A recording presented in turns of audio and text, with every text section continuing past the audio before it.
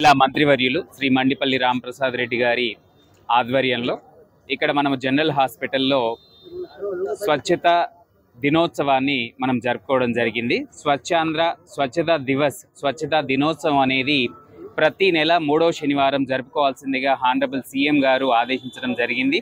మంత్రి గారు చెప్పినట్టు ఈరోజు హానరబుల్ సీఎం గారు మైదుకూరు కడప జిల్లాలో ఈ ప్రోగ్రాంని లాంఛనంగా ప్రారంభిస్తారు.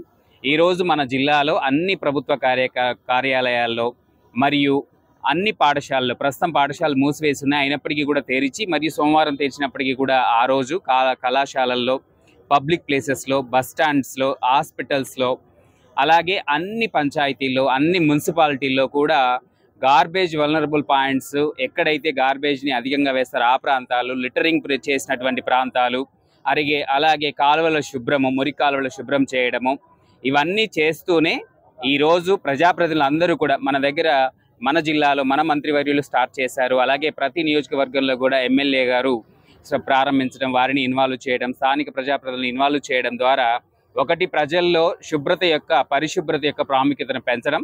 పరిశుభ్రత పెరిగినట్టయితే మనకు ఆరోగ్యం పెరుగుతుంది, అభివృద్ధి జరుగుతుంది, టూరిజం పెరుగుతుంది, అన్ని రకాల అభివృద్ధి జరగడానికి కూడా ఆస్కారం ఉంటుంది. కాబట్టి కేంద్ర రాష్ట్ర ప్రభుత్వాలు కూడా ముఖ్యంగా పరిశుభ్రతకు అత్యధిక ప్రాముఖ్యతనిస్తున్నారు. దాంట్లో భాగంగానే మన రాష్ట్ర ప్రభుత్వం ప్రతి నెల 3వ శనివారం కూడా అందరూ అధికారులు, అన్ని కార్యాలయాలు, అన్ని పబ్లిక్ ప్లేసెస్, అన్ని రోడ్లు మరియు పంచాయతీలు, మున్సిపాలిటీలు, ప్రజాప్రతినిధులు ప్రత్యక్షంగా పాల్గొంటూ మరి ఈ కార్యక్రమాన్ని చేస్తున్నారు. ఈ నెల జనవరి నెల న్యూ ఇయర్ క్లీన్ స్టార్ట్ అని థీమ్తో స్టార్ట్ చేయడం జరిగింది. కొత్త సంవత్సరం మరియు పరిశుభ్రమైన ప్రారంభోత్సవం లాగా ఇది ఈ నెల థీమ్తో స్టార్ట్ చేసి అన్ని ప్రాంతాల్లో కూడా పరిశుభ్ర కార్యక్రమాలు చేపట్టడం జరుగుతుంది. So thank you.